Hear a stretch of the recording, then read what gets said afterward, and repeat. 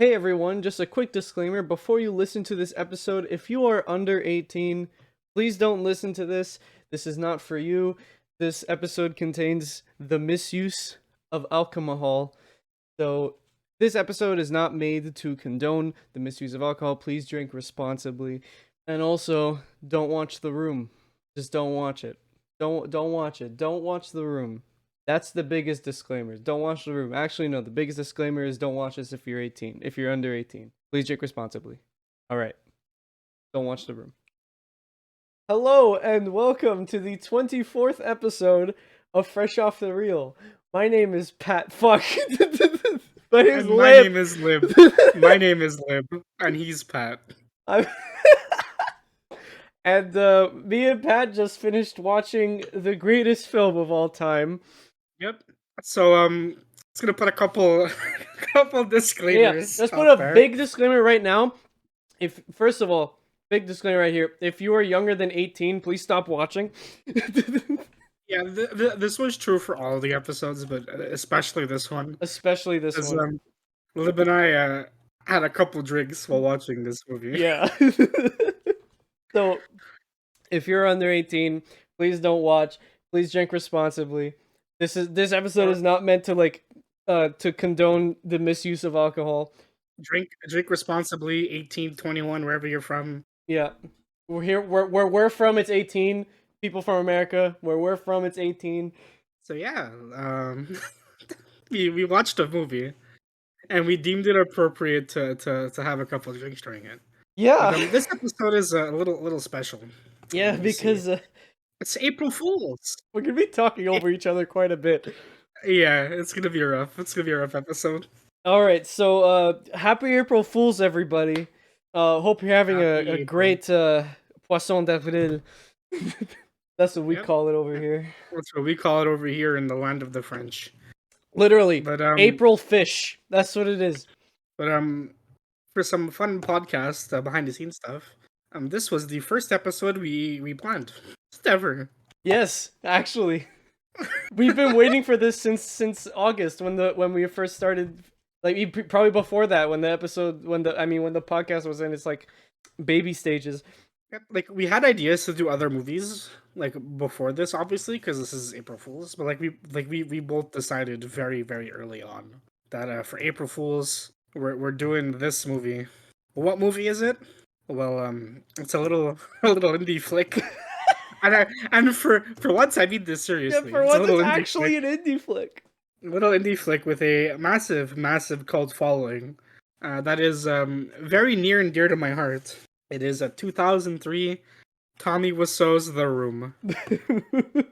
Starring, directed by, written by, produced by, executive produced by Tommy Wiseau. He also had six different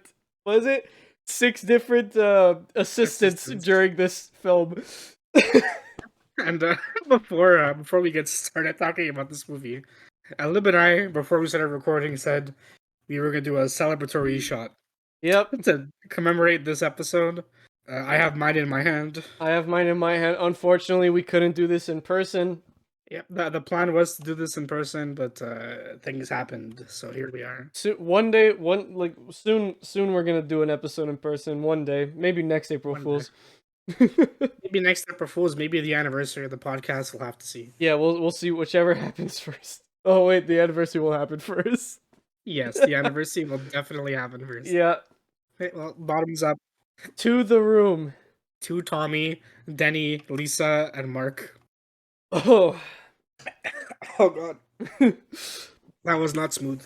For the record, I currently have I have a rum and coke. I have a coffee with Bailey's that I had since like 3 hours ago that I probably shouldn't finish. And I poured myself a full glass of just straight up Cuban rum, which is what I took my shot from. So, yeah, what are you drinking, Pat? I had a couple of screwdrivers watching a movie. That's a vodka and orange juice, for those who don't know what that is. And I just took a shot of vodka. I will be sipping from a glass of vodka, straight vodka, throughout this recording to mimic taking shots. Yep. Because I hate myself. Yep. my other monitor right now, there is a video playing. I feel like I should bring this up during the podcast because it's important. There's a video playing of a man who froze an egg and peeled it and sliced it and is now frying little eggs from the sliced frozen egg. Why are you bringing this up? I thought it'd be funny. I don't regret it. Okay, all right. Whew. So the room. Let's talk cinema. So, So I'll read it. You're gonna read it? Okay, yeah. So The Room, 2003, directed by Tom Wiseau. This is from Letterboxd. Can you ever really trust anyone? Johnny is a successful banker. Oh, they say it here. Well, in the movie, they say he works at the bank, right? So Okay, yeah, whatever. Okay, so Johnny's a successful banker with great respect for with great respect for and dedication to the people in his life, especially his future wife Lisa. The happy-go-lucky guy sees the world fall apart when his friends begin to betray him one by one. that's not true. I mean, I guess like them not telling him about the lie is kind of betraying him. Yeah, but the only two people that really betray him is Mark and Lisa. True, yeah. It's not, yeah. Okay, anyways. No, lying about it is just as bad, right? So Right. This movie has an all-star cast of 10 people. 10 people. does that include like the extras from the party? No, with the extras, it's like 15 people. Okay. Oh, wait, hold on. Yeah, so yeah, because it's only showing on Letterboxd, it's only showing Tommy Wiseau. Well, okay, I'm not gonna say this. So Johnny, Lisa, Mark, Denny, Claudette, Michelle, Chris, Peter, Steven, and Mike. And it's only crediting the second Peter, not the first Peter. We'll get into that later. No one loves the first Peter. Yeah, so those are the characters that we follow, quote unquote, in this movie. Yeah, the stars of the show are Johnny, Lisa, and Mark. Yeah. But there are a couple of buddies along the way, along for the ride, not along the way. Where do we start? Where do we start here? Let's. I'm gonna ask you a question, and then you could ask me that same question, and then we can start from there. Oh okay? yeah, right. So for those who know me in my personal life, it's not too surprising that I have a lot of history with this movie. What is your history with this movie, Libertina? I saw it like 4 or 5 years ago when I was just starting to get into film, and that's the extent. I made fun of it with friends. It was cool. And then one time when we were like graduating year high school, we all went to one of our buddies' house and just watched this. Nice. And yeah, that's my history with this film. What about you? I have like extensive history with this movie. So I think I, like a lot of other people, discovered this movie because of the Nostalgia Critic. As much as I'm not happy to admit that, he reviewed this like 10 years ago or more, actually. And that's how I discovered this movie. And I think that's when this was like before Tommy Wiseau embraced the meme. Like he embraced the meme later. When this released, he believed this was a genuine attempt at cinema. He didn't like that people were clowning on him. He copyright striked a bunch of videos about this movie. You know, that's when I discovered it, and I watched it then, and I have seen it a lot. I watch this movie like once a year, at least. I own it on Blu-ray. Yep. I bought the Tommy Wiseau branded underwear. I've met Greg Sestero, who plays Mark. I have his autograph and a picture with him. He's a cool guy. Can you take a picture of the autograph and his picture and send it to me so I could put it in the YouTube video? I could put the video. I could send you the pictures. A picture of me and him, and I'm holding that thing, that board that I have in my room. Do that. I could just send you that picture. Yeah. Send me that picture. I'll put it on the YouTube video. Yeah. So I met him. I went to a table read. I've been to multiple screenings of this movie. I am part of the cult following. I'm very deep into this movie. The Spoon Gang. The Spoon Gang. We're gonna call ourselves the Spoon Gang. Starting with me right now. Spoon Gang, rise up. Yeah, so I'm very ingrained into this movie's culture, I guess. I love this movie. Definitely not for the reasons Tommy was so intended at the time, but now maybe intentional because he says that like now he's like, oh, it was always a goof. Haha, I'm such a funny guy. and now he plays along with the meme. But like back then, he thought he was an ex Scorsese. Yeah, you can see in this movie that he actually made a genuine attempt at what he thought was cinema. And I think that's the sad part. Yeah. The sad part is not that the movie failed. The sad part is that he thought this was good. And He thought this was good. This was a genuine attempt from him. yeah. Well, Pat, what would you rate this movie? I can't rate this movie. Like I genuinely can't rate this movie. Look, I can. Because like, we can look at this from two perspectives, right? We could talk about this as like an enjoyment scale with like the meme factor into effect. Yeah, or you could look at unbiased, like Yeah, unbiased, objective opinion on this movie. Yeah, like as a objective opinion. Obviously, it's like half a star, 0 stars even. yeah, like objectively, this movie sucks. But with the meme, like I would give this like 1.5. Oh, with the meme, I give this a 5. Like Oh, you're going full meme. yeah, I'm going all in. It's like we were watching this movie and I was like complaining that like this feels so long. But I like on the other hand, like I think some of the most fun I've had is like doing a group watch with like lots of people watching this movie and everyone's drinking and we're all having a good time and it's just such a fun experience. Yeah. That I'd give this a 5. It's definitely not something I'd recommend watching alone. But and it's definitely not something I'd recommend watching seriously. Like you need to watch this knowing Yeah, it's a meme. unless you like you're in like a film school and your teacher is like watch this movie and do a fucking paper on it. Yeah, and yeah, unless you're looking at it from that perspective and you're like this is what not to do when making a movie, then sure.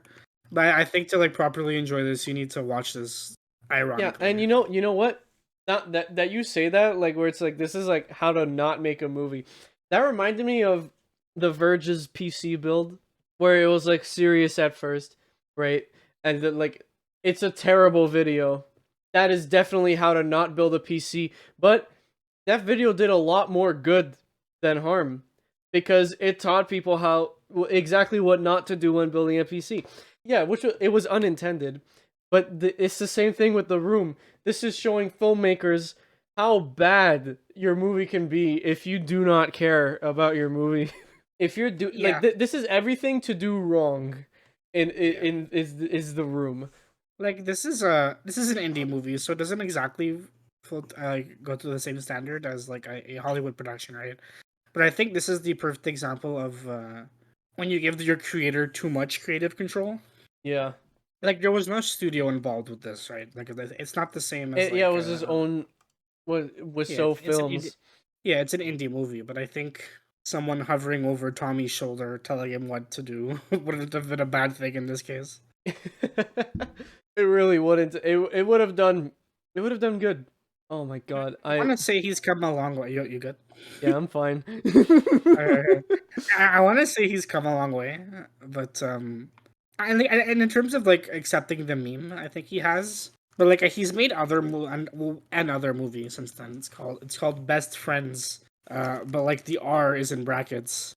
And I haven't watched it, and I'm sure it's better than the Room. Wait, is it on Letterboxd? Should be. I don't. It's not directed by him though. Is It's it this Best Friends Volume 1? Oh, I see it. Yeah. Yeah. Oh my god, it did Greg Sestrow's in it too. yeah, they're both in it. Oh my god. He's not Tommy Wiseau's not directing it this time though. He's just playing in it. Okay. But but he's in that movie, and from what I've seen of it, I haven't watched it. But like I looked at the trailers, and it doesn't look better. His acting definitely hasn't improved. You could follow Tommy on Twitter, and you could just see the shit he posts. He has not really improved as an actor. So What are you doing on computer? Go outside, so beautiful. yeah, exactly. Yeah. Yeah, I wouldn't say he learned from this experience, but I'm happy he did it because this is a movie. This is so fun to just watch and pick apart. There are so many things that made me laugh so hard. Like there was one scene on the roof. There are many scenes on the roof of his apartment building. But there was this one scene with Mark and he's like smoking weed and then like the psychiatrist guy. What's his name again? Peter. Peter one. It was Peter one in this Yeah, case. Peter 1. Not Toby Maguire. No, Peter one was Tom Holland. There's your Oh, Spider-Man Tom joke. Holland. Okay, yeah, yeah. So the first Peter, they had like this weird fight scene that had no emotional weight, and it was so funny. It Yeah, was- the background music was this like peaceful like flute piece, yeah. and they were like arguing, and then but, like they were not emoting well at all. There was no emotional weight to that scene, and like the part where Mark is like holding him off the side of the roof, like he's fucking Batman, was so funny. And speaking of like the acting, Tommy was so like we already know he's a terrible actor. I was about to say good. We already know he's a terrible actor, but you cannot get more monotone than him. There are very few actors that are worse than Tommy Wiseau. His emotional, quote unquote, emotional moments is like he's like, "You're hurting me. I can't do this." You know? Don't touch me, motherfucker. Don't touch me, motherfucker. Or, of course, the obvious. You are tearing me apart, Lisa. Like it sounds. It sounds like he's not even trying, but he was trying. He was trying, and it's very clear that English is not his his first Where's he language. from? Oh, let me. You Tommy. can look it up. Yeah. Like I'll talk. But yeah, like it's very clear that English isn't his first language. But I feel like No. what? It says nationality American. No. No. Hold on. Where's No. this can't be. Hold on. Tommy Wiseau Wikipedia. Where's he from? Citizenship. Born Europe. Yeah, where? He's just born in Europe. Personal life. Nope. Oh, what the fuck? Hold on. Wait. Oh, let me control F the word born. He wasn't the born. He was created. Fuck, man. No one knows. Yeah, like it's pretty clear that English isn't his first language, and he has a very very thick accent, which is fine. People with thick accents can totally do English speaking movies. He's from Poland. But he's from Poland. Okay. Yes, he's from Poland. Yeah, it's like non-native speakers can totally do English movies, and it's fine. You don't have to be limited to your native tongue. But I feel like in this case, him doing an English speaking movie wasn't doing him any favors. Like How did he get his money? he's not a good actor, but he's even worse because he can't speak English very well, Like, and because his accent is very thick. how did he get his money to even make this movie? The I can't room. imagine this movie was like expensive. I'm looking up the budget. 6 million. What?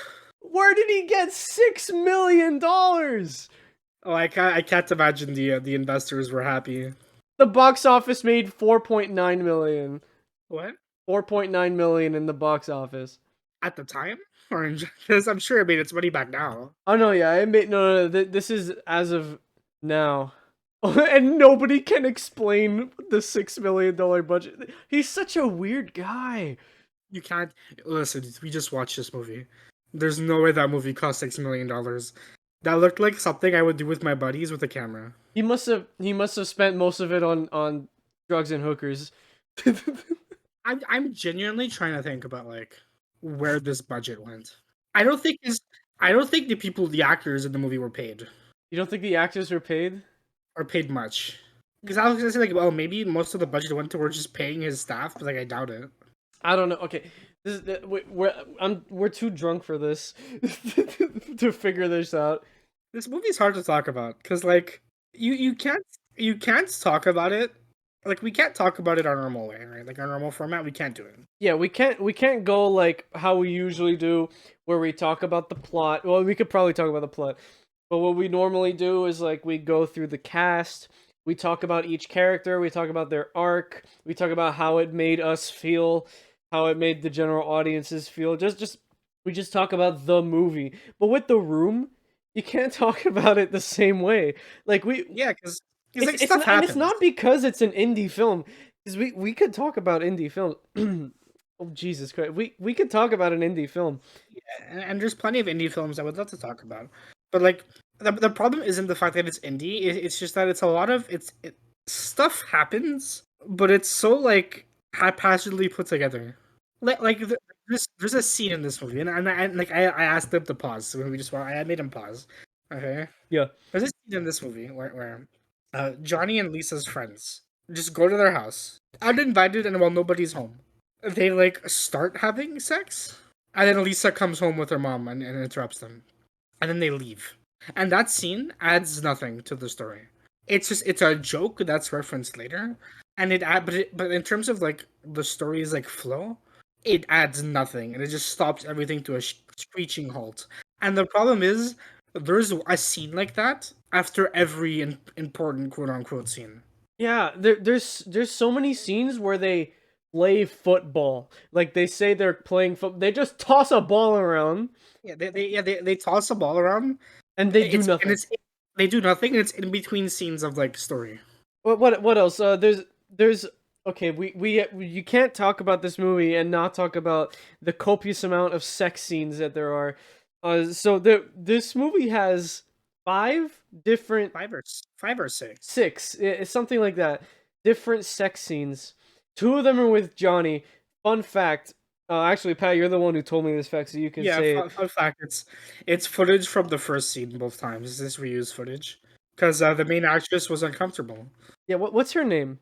Juliette Danielle. That's her name. Yeah, she was uncomfortable, and then when she saw the final movie, she was still uncomfortable with how much of the scene they used, Yeah. with how much footage they used. It's an awkward. Okay, like sex scenes in movies are like they happen, right? Like it's whatever. But the sex scenes in this movie are so awkward. I think this is the first. Okay, this is the first movie Pat and I watched together that has a sex scene in it. Like it was like look, you can't make a sex scene in a movie feel normal. It's impossible. It's complete. It's straight up impossible. You can't Yeah. make a normal sex scene in a movie. Because like it might feel natural for like in the flow of the scene or with the characters or whatever, but like when you take into account the fact that like a theater full of people are watching it together at the same time, it's always gonna be a little awkward, right? But I feel like in this movie, they go an extra mile with how awkward it is because they're so long, and they're so frequent. In the first 30 minutes of the film, there are already three sex scenes. Every 10 minutes, there's a sex scene in the first 30 minutes because there's three. Two of them are with Johnny. One of them's with Mark. You know, it's like you don't watch porn with your buddies, right? Like it's not a thing you do. I'm with my boy. It's not a thing you do often. Yeah. Or like no, or that's like it's not a thing you do. Like how do I say this? I dug a hole. I should have said often because now I look weird. No, No, you don't watch porn with your buddies. That's not. You don't. that's it. You don't watch. You just don't do it. Like it's not a thing you do normally, right? The first 40 minutes of this movie is just straight up porn. Like the first sex scene is like It's like 5 minutes into the movie. yeah, like 5 minutes, 10 minutes in. If I showed someone this like the first like 5 or 10 minutes of this movie out of context, and I did not tell them this was from a movie, they would just straight up think I'm showing them porn. Yeah, because then 10 minutes later there's another sex scene. Yeah, the movie is shot, directed, and like the performances are all just porn stuff. It's a budget. I want to say big budget, but like a big budget for an indie film at the time, especially a budgeted porno. Yeah, for anything in life, sometimes you have to start somewhere. You have to do something you're not proud of to get out there to get big. But I feel like these actors, especially based off Lisa's actress's reaction to everything after the fact, I don't think they were told beforehand. But maybe not that there weren't sex scenes at all, but the fact that there were so many, so frequently, so close together, Yeah. there's a constant like awkward uncomfortableness watching these scenes, especially when you know how the actors felt about it like after the fact. It's weird. It's weird that they go on for as long as they do. It's weird that there's so many of them. It's weird that they're in the movie at all because like ultimately they don't release. Like what purpose do they serve? It's aside from like Lisa cheating on Johnny, I guess. But like, Well, really, the only sex scene that was important to the story is the one between Lisa and Mark, just to show that they're having an affair, and it didn't have to be that long. It could have been 2 seconds. right? Like how movies usually do it, where they just go in the bedroom together and then that's it. That's the end of the scene. Yeah, they didn't need 3 10-minute long sex scenes together. Like we got the point that they're cheating. You know, but like the whole movie is like that. It's just it's weird. It's a weird movie. Between the same scene, there were just shot like there's a scene at the end of the part of Johnny's birthday party. Johnny is Tommy Wiseau's character. We didn't say that, of his birthday party, and that scene is maybe 15 minutes long, but it's extended to like 20 minutes long because randomly they cut to establishing shots of San Francisco that last way too long, that feel like a PlayStation 1 loading screen. When we were at the climax, like the last act of the movie, not climax, the last act, when they're at like the party, I wasn't keeping count, but I swear to God, after every conversation, there was an establishing shot. A loading screen. Not even an established shot, a landscape shot that had nothing to do with what was going on in the scene. And I was making jokes the whole time, like, oh, the movie's loading. But like when you think about it, the whole movie is full of those things. Like the scenes of them playing football or like throwing a ball around is just a loading screen. And there's a random scene like before the party of just Johnny and Mark running. Like they run across San Francisco and they go up like a staircase like Rocky. It's just a loading screen. There's so many like unnecessary. Like this movie could be like an hour shorter. It really He could just have. cut the shit. All right, let's talk about the plot. Let's talk about the plot. Okay, so Johnny and Lisa, they've been dating for like 7 years or something like that, like 5 7 years. Wait, actually, wait. Earlier in the movie, they say 5, and then at the end, Lisa says 7.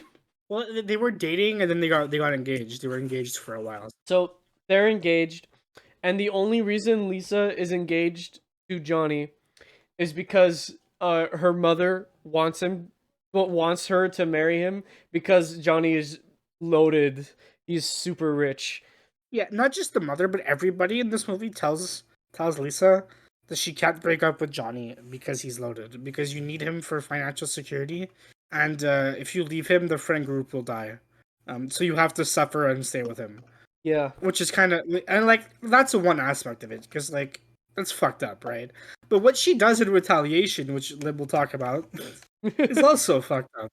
So she falls in love with Johnny's best friend Mark, and throughout the entire film, we are constantly reminded that I can't. Johnny's my best friend. Yep. How many times are they gonna say it? Oh, but Mark's Johnny's best friend. Johnny's Mark's best friend. We're also constantly reminded that Lisa doesn't love Johnny anymore. She says it like every scene. I don't love Johnny anymore. I don't love Johnny. I love Mark. Remember, this movie's written, directed, produced, and executively produced by Tommy Wiseau. Yeah, like Which the movie also why- likes to remind you. like he wrote a Greek tragedy starring himself. This is peak film creation. This is He how you wrote make a a movie. He wrote a self-insert Greek tragedy. Why? Okay, so she has an affair with Mark, and slowly a bunch of characters start figuring out. Lisa tells some of them, others just find out. They're really bad at hiding it, by the way, so not too surprising. Yeah, they're like in the middle of Johnny's birthday party. Lisa's like, "Hey guys, let's all go outside for some fresh air." But Lisa and Mark stay behind, and they try having sex. Never mind the fact that like I think they all live in the same building, but they all go to Johnny's place like all the time, and the door's just unlocked. The door's always unlocked. It's weird. The characters in this movie are so dumb. All of them are just terrible people. Yeah, that's the thing about this movie, right? Lisa is like one of the worst human beings I think I've seen in a like in a movie. Bar like fucking like criminal overlords or like people who are intentionally written to be like evil without redemption. Yeah. Because like the movie kind of wants you to like sympathize with her, or like maybe not sympathize with her, but like understand why she's doing the things she's doing. And it's just fucked up because she's just evil. She's cartoonishly evil. It's so out of place in this kind of movie. And her mother gaslights her because all her mother does is try to keep her together with Johnny, because the mom needs financial support because she has breast cancer, which is another thing the movie likes to remind you about. Well, also because Lisa, like, to quote the mother, Lisa can't take care of herself, Yeah, so she apparently needs. she can't. She works in the computer business, and it's very competitive. The very competitive computer business. As Pat, who is actually in the computer business, and me, who's trying to get in the computer business, let me tell you, it's not competitive whatsoever. They are always looking for people. I think like they never outright say this. I might just be like reading between the lines, but I think she's like a computer salesman because not. She might also be IT because she says something in the movie where she's like, "Oh, I didn't get any calls today." I'm So guessing like it's that, IT. I that like, she says computer business, but like self-employed IT guy. Maybe you should get a job somewhere else, lady. You need to be a big name. You should just go work for an IT company. Yeah, go work for Canada That's Computers. what you want to do. Oh wait, no wait, this is San Francisco. What's their place called? Go work for Micro Center. Micro Center. That's it. Just go work for Micro Center. That's a sales rep and a tech support by computer. Yeah, they never outright say what any of these people do. Like Denny's a student who studies something, and Johnny pays for his rent and tuition.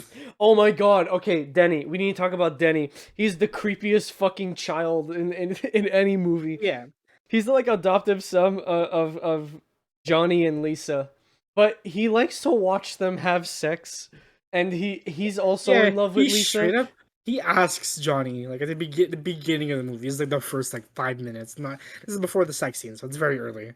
It's like, hey, can I watch you guys? You know, And apparently, there's a regular thing. He watches them regularly. I think it's weird. Like it's your adoptive parents, Like kind what of. the fuck? Yeah. Then he's like, and he like, and then they, Johnny and Lisa go upstairs, and he joins them. He like goes up and like jumps in bed with them to pillow fight. Yeah. And then later in the movie, Denny says that he's also in love with Lisa, and he's like every time I want to see her, I want to kiss her and tell her how much I love her. What the And fuck? Johnny doesn't react like at all. Yeah, he tells this to Johnny, and also this is just a personal thing. But like, I don't think Lisa's very attractive. That is a personal thing, but I agree. That's the thing with this movie, right? It's like the whole plot revolves around these basically two guys fighting over Lisa, while Lisa manipulates both of them. Um, but she's such a huge bitch, and she's not very attractive. She's just an ugly, ugly human being inside and out. And it's like, well, what the fuck were they going for? I swear to God, Lisa is just a huge bitch. Like there is absolutely nothing redeeming about this woman at all. Yeah, she even says that if she ends up just if if Mark is not able to give her what she wants, she'll just find somebody else. Yeah, Like what the like there's fuck, woman? nothing, there's nothing redeeming about her at all. Nothing And she's whatsoever. supposed to be like the emotional core of the. Well, I mean, Johnny is not her, but like she's one of the emotional cores of the movie, and she's so like cartoonishly evil. And you know, we were saying before, like, let's talk about the plot. I could talk about it in one sentence. Well, two sentences probably. So, okay, look what. Okay, Johnny is engaged to Lisa. Lisa has an affair with Mark. Johnny finds out. Johnny kills himself. That is the plot. Yeah, like the whole movie, there's two guys fighting over this girl. Yeah, spoiler alert. Johnny kills And himself at the it end. ends with him killing himself. Because I can't live in this world anymore. I'm fed up with this world. I'm Not world. I'm fed up with this world. fed up with this world.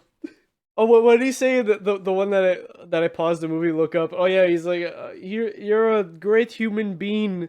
Yeah, human being. Human being. There's so many funny out of context clips from this movie. This entire movie has no context. True, I guess. Like whether you watch this movie in context or without it, you get the same experience. It's like playing a video game. The whole game is just one huge glitch. That's this. It's the room is just one huge out of context funny clip on YouTube. Yep. Oh man. You know, okay, so I guess it's worth mentioning that that wasn't it for The Room, obviously, because this movie did get a like like a huge cult following after like many years after the film came out and everything, and it was picked up by the attention of little Harry Osborn. I forgot his name though. Seth Rogen and Seth Rogen and God, what? I'm also forgetting.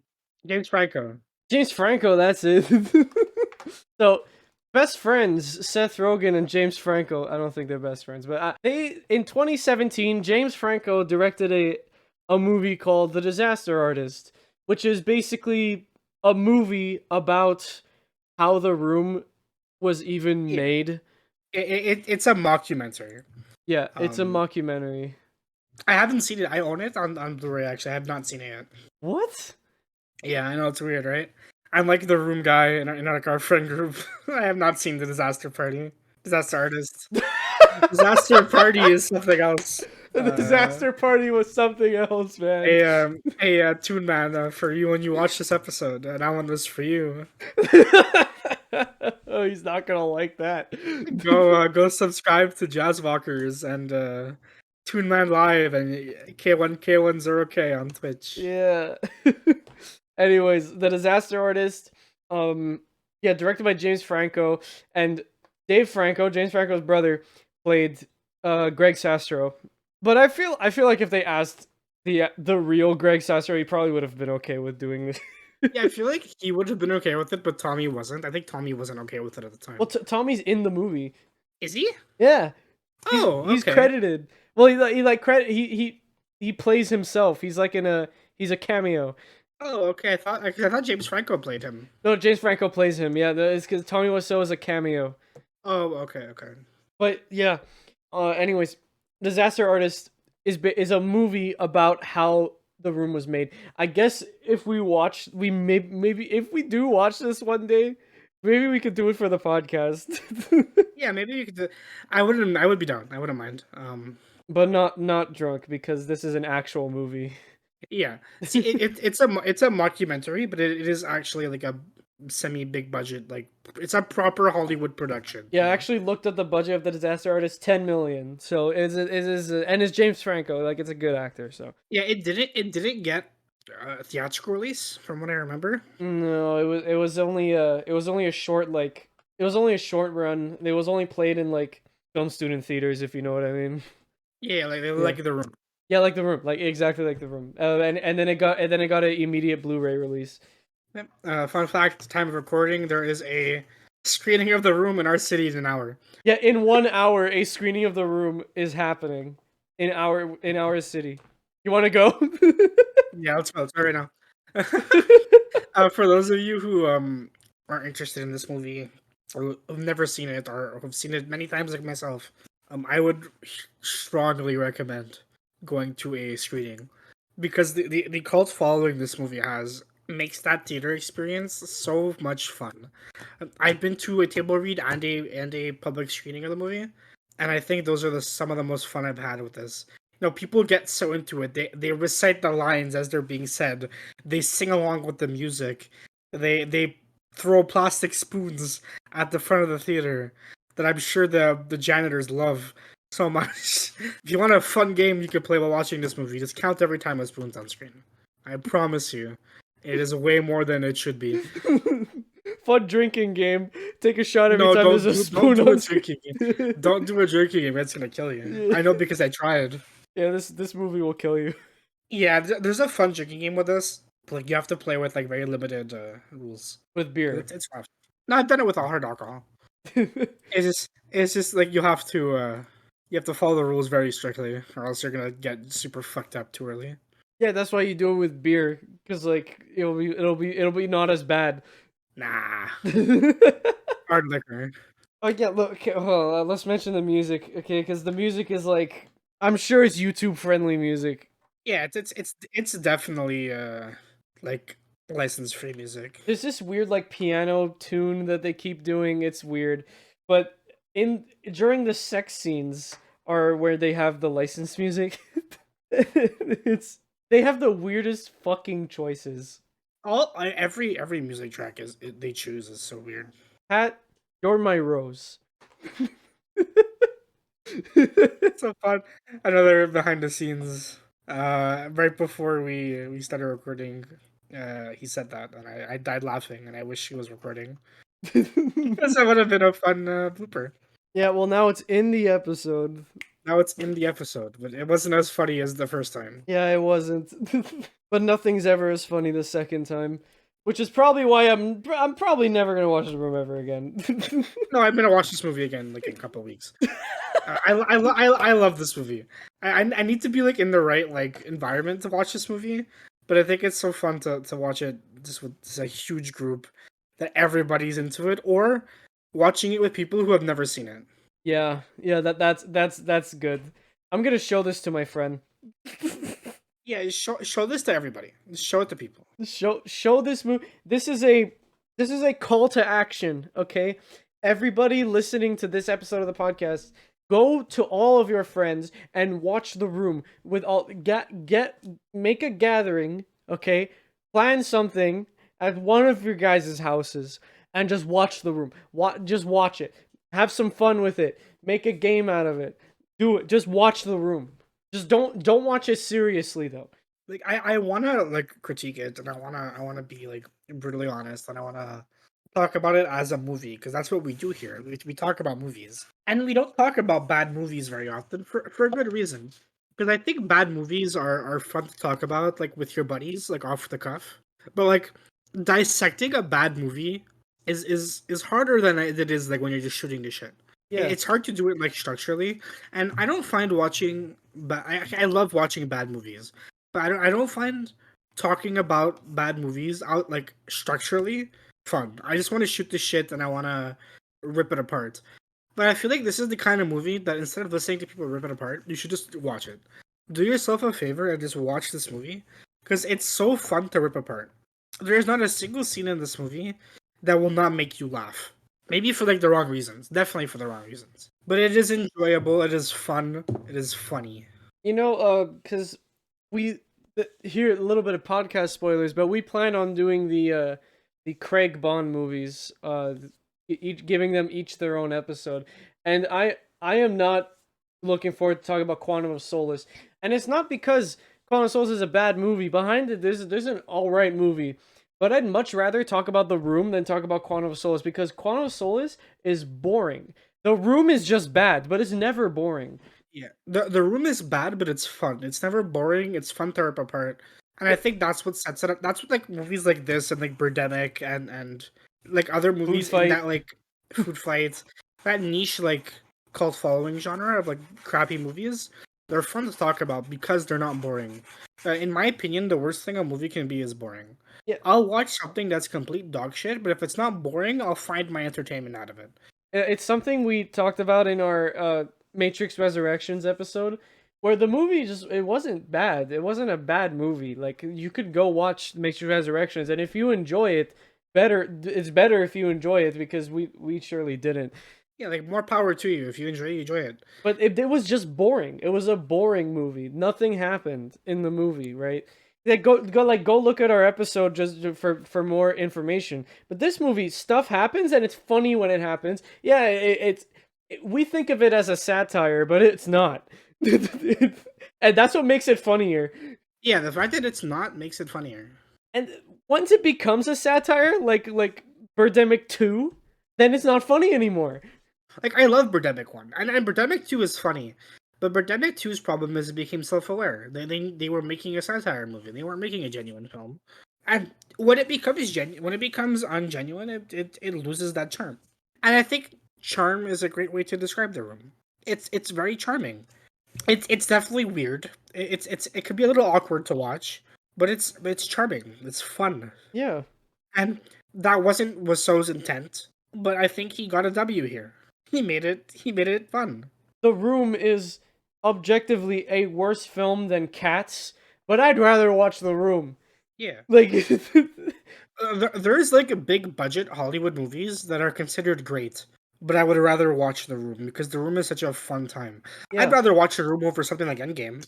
Yeah, actually. I'm not even joking. I'd rather watch The Room over something like I don't know. What's something we talked about? There's Matrix Resurrection, or We already mentioned. Look, I'd rather watch The Room than like Dark Knight Rises. I think because yeah, like it it it. It's an hour and a half, right? Like an hour 35 minutes, and it feels like it's 3 times as long. But when it's fun, it's fun to watch. And that's something. It's like a line a lot of movies don't really know how to tread. well, the biggest thing to take from this episode is The Room is a fun watch. It's not a good movie, but you know what? If you just need just a random thing to watch with your friends, and you just guys just want to have fun and make fun of a movie, go use The Room or Birdemic is probably a good one. You know what? Next April Fools, let's do Birdemic. Sure, I'm down. I love Birdemic. I think The Room is the perfect, like, it's so bad it's a good movie. Yeah, It's definitely my favorite in like that genre of like, or like in that niche demographic of movies like Birdemic and The Room, and Who Killed Captain Alex and stuff like that. But The Room is just fun, and I think sometimes being fun but shit is better than being good but boring, or and well put together and boring. that's a great way to put it. Well, that's pretty much it. That's our review question mark of Yeah, The review Room. with an asterisk. Review with an asterisk. Legitimately, I would give this 1 star because like I wouldn't give it half a star because there's enjoyment in it. So I would give it 1. Yeah, I think as like objectively speaking, even a one is a bit generous. Yeah. Cause like for me, like if a movie is like really bad but it's competently put together, it gets like a one or a two, you know. But this movie isn't even competently put together. This movie is shot like garbage. It's filmed like shit. It's shot like shit. The performances are shit. Like there isn't anything redeeming about it aside from like the meaniness. There's not a single good thing about the movie itself. Yeah, everything that's good about it comes from unintentional things that just happen to work out. But you can't rate a movie objectively that way, you know? So like objectively speaking, I think even a one is generous. But in terms of like my enjoyment scale, like the amount of fun I had with it, it gets like a five. Yeah, me too. And well, I mean, that's pretty much. Do you want to take one more shot before we close off? I could do one more shot. Do one more. It's my last little. I'm just gonna drink everything I have left. I only have a bit left. I'm gonna fill up a shot. Well, thank you guys so much for taking the time to listen to this really weird episode of Fresh Off the Reel. We're going back to the regular formula next episode. Yeah, this was a little holiday special. But next time it's back to business as usual. We will be talking about, if I look, we'll be talking about the Oscars. Okay, so it's not going to be business as usual. True. Okay. In 2 episodes, it'll be business as usual. In 2 episodes, we'll go back to business as usual, and we'll talk about what Pat recommended me, and I can't remember what it was. What did you recommend me? It was a Drive. Drive. Yes, yes. So in 2 weeks, yes, in 2 weeks from when this episode goes up, not 2 weeks from now, 3 weeks from now, but when you're watching this episode, you know what? Fuck it. I'm just gonna. What's the date? This coming out on the 1st. Today is the 1st for you guys. On the 8th, it would be in the 8th. It would be Oscars. the Oscars episode, and then on the Oh no, wait. We're looking on Friday. On the 9th is the Oscars. Okay, so on the episode of the 16th, which will be episode 26, we will go back to business as usual. We'll talk about Drive and another movie, which we're not going to say what it is until next week because you already know what next episode is going to be. We're talking about the Oscars, baby. I don't remember what the next movie is. So yeah. Next week at the time of recording, the Oscars is a couple days away. It is on Sunday, so like 3 days, 2 days, Yep. 3 days. We'll have a lot to say.